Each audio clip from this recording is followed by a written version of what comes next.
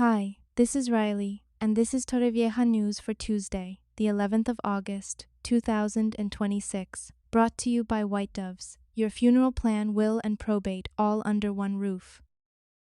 Let's start with a look at the roads.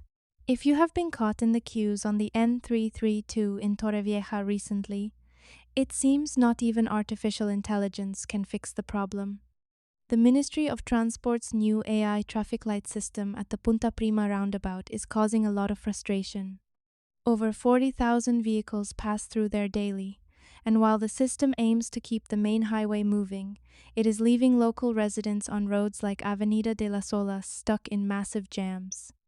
The project cost over €409,000, but so far, locals say it is just making the queues worse. Staying local, the PSOE has spoken out against the closure of the family meeting point here in Torrevieja. They are now formally demanding that the Generalitat reconsiders the move. Widening out slightly, over in Elche, the town council has just finished clearing out a massive 20,000 square meter illegal airport parking lot in Torrellano. The site was closed down in June for operating without a license. Officials have identified more than 110 car parks in the area, and they are cracking down to make sure everyone is operating safely and legally. Moving into some of the more serious news, National Police in Alicante have arrested 5 people for running a makeshift and unsanitary shelter for migrants. The overcrowded flat was found in an alarming state, heavily infested with cockroaches. Migrants arriving from Algeria were being charged varying amounts, from €10 a night to €450 a month, to share rooms and beds. In Ciudad Quesada, local police have arrested 2 men after a neighbor tipped them off about suspicious activity. Officers caught the men unloading equipment for an indoor marijuana plantation.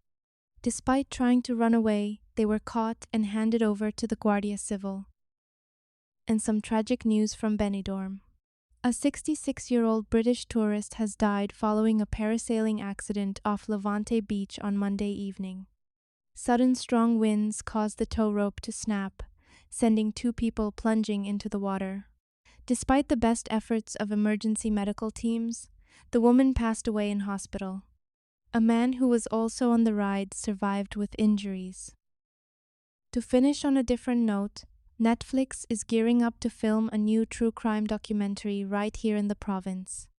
The streaming giant is finalizing plans to shoot in Alicante, focusing on the unsolved murder of the CAM widow, Maria del Carmen Martinez.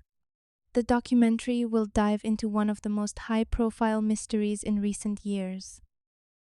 If you want to find out more about these stories and others, visit thisistorrevieja.com. And remember to follow and subscribe wherever you get your podcasts.